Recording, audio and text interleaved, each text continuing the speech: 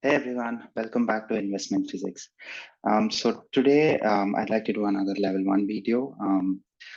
These are the common myths about stock market. Some of them, like my friends asked, some of them I had myself when I was young and starting this whole journey.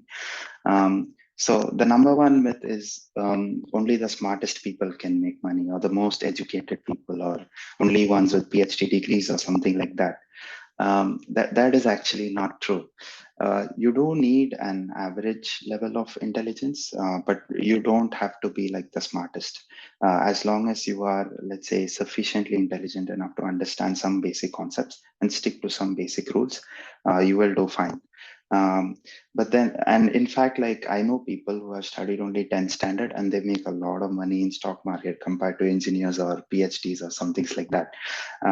Uh, you might find it hard to believe, and you might ask me, dude, how do you know? You're like some young kid, you're telling me all these type of things. um, it's true. I mean, like I would ask myself the same question. So I will post a video in the description or in the comments. It's a video by Warren Buffett. So if you don't already know, he's like a 92-year-old investor. He started with very little money, and today he is worth 150 billion, and all his money is made from stocks.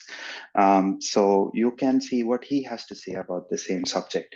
And if you still don't believe a person who has been playing this game like for 92 years and who made money using these, then I don't know what to tell you. The second most common myth is you need to know a lot of maths. Like you need to know complex things like integration, differentiation, partial differential equations, all these things. Like I left it at engineering, or I was very happy that I never have to touch these things again. And now you're telling me you have to do this to play stocks. Again, that is not true. These tools are definitely used by people who are in professional hedge funds or who are professional risk managers. They use it for very specific things, though. But for a common investor, all you need to know is multiplication, addition, subtraction, division. And if you don't know these, then I think you have a larger problem in life. And I don't think like stock market is your biggest worry at this point. uh, the next common myth is lack of time. Like they tell me, like some people have asked me, how do you have time to do all this? Or they tell that they don't have time to do all this for themselves. So, probably they should not play this game at all. Just, stick to like FDs or CDs or something and keep the money safe.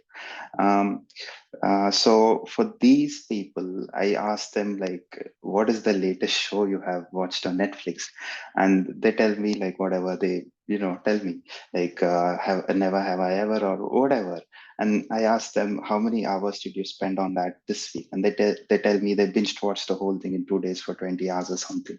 And and then I asked them, okay, let's say I give you a book or I give you a bunch of articles to read, and all these are already out there free on the internet. And I tell them, like, if you read these things, you will know for yourself what to do, and it will make you 10-20% extra money every year for the rest of your life. It's not even like starting a business. Like if you start your own business, you have to build your product, you have to get people to sell it to. It's a lot harder if you start a business. But in stocks, it's like you just have to follow these rules. You have to know what the rules are. You have to follow it with discipline, and you can make 10-20% money for the rest of your life. And I asked them, would you rather watch the Netflix show or would you read the book? And then I would be still baffled if you tell me like, no, I'd rather not do these things and I would watch Netflix show or something like that. Of course, I'm not trying to guilt trip anybody. Even I have been guilty of watching Netflix shows, and I definitely do binge watch things at a time. But if you were to tell me that you have absolutely no time to learn or do these things, and I understand you have a busy job, and I mean, I do too. Like my day job is, of course, more important than these things. But if you still tell me that you have absolutely no time, and if you're not like a C-level executive or a founder of a startup or something, and you tell me you have absolutely no time, I would honestly say you're just lying. Okay. The next common thing is I follow some TV channel like CNBC or NDTV, and there are some analysts who come every day there. They tell me buy this, sell this. In the US, there's somebody called Jim Cramer. He always keeps saying do this, do that. You know. So I follow these things, and is it possible to make money using this? In my personal experience, no. Why? I have to explain a bit more things. So, one common rule that has always helped me in life is whenever somebody tries to sell me something, my first question is, what do they get out of it? Like, how are they making money out of me? Basically, just follow the money. And if you know the answer to this question, you will know who to trust and who not to trust. Um, how TV business works is it is still show business. So they want TRP, they want your views, they want your clicks or whatever. So they cannot tell you like buy stock X and wait for 3 years and you will make 100% return. Like nobody's going to want to watch a show that says buy something 3 years away. That's very boring. Right? Like who's going to do that? So these TV channels are actually forced to talk about the current hype. So today AI is the current hype, ChatGPT is the current hype. You will see a lot of these people talking about these things, about Microsoft investing in OpenAI, ChatGPT, all these type of things.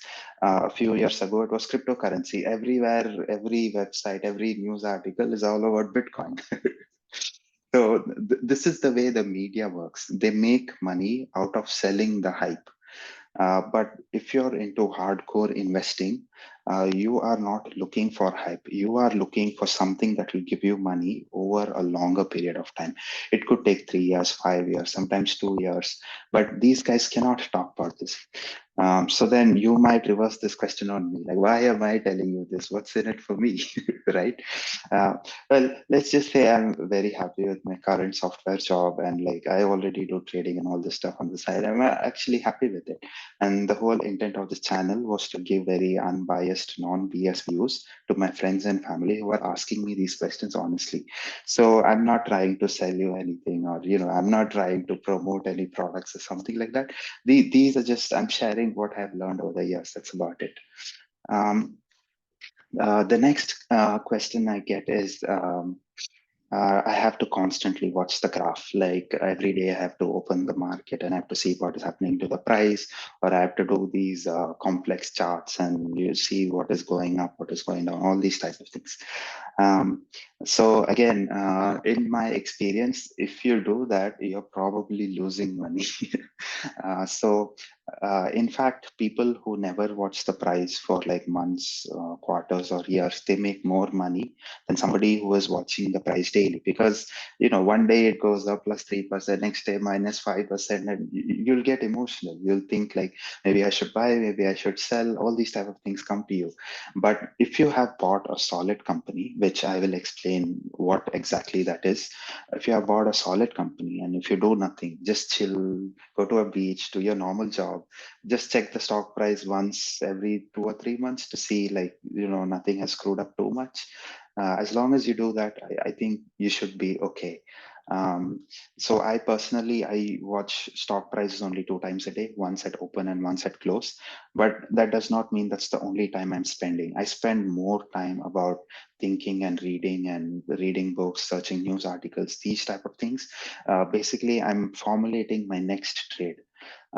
So a lot of what you do in the stock market is like you're growing a plant. Like if those of you who know, it's like you plant a seed, you water it, but you can't keep digging daily and you can't see like what has happened, has it grown, where's my fruit, where's my flower. That's not going to work, right? But the news media, they try to show it like everything is ready. Like do this today, you will get the return tomorrow. That does not really work consistently. So this is more like you have to be patient. You have to follow a set of rules. You have to plant the seed, water it, be patient, and you will definitely get the returns and the fruits for it eventually. um, and another very common question I get is there are a lot of smart hedge fund managers and people out there who already do this for a living. And they always think that the system is rigged against them. This is all a game and they have no chance at all to win it. So, how can you beat the system, honestly? And for this, I would like to say that yes, there are a lot of professional ETF managers out there. But even today, the most consistent return is given by the S&P 500 index or the Nasdaq 100 index or something like that, compared to all these fund managers who actively manage funds in the sense that they buy and sell stocks frequently. They are not able to beat the index. And then why, that is a separate reason. So because they have to fund expense, they have to fund a research team, they have to have a higher expense ratio, they have to do marketing, they have to do sales, they have to get people to invest. And then people are very emotional. Like one day, if something goes up 10%, they're all very happy. Like 100 new people will put money into that fund. But tomorrow, if it loses like 10%, they'll all get scared. They'll start pulling money out. So the fund manager has to play games where they are at least able to closely match the index.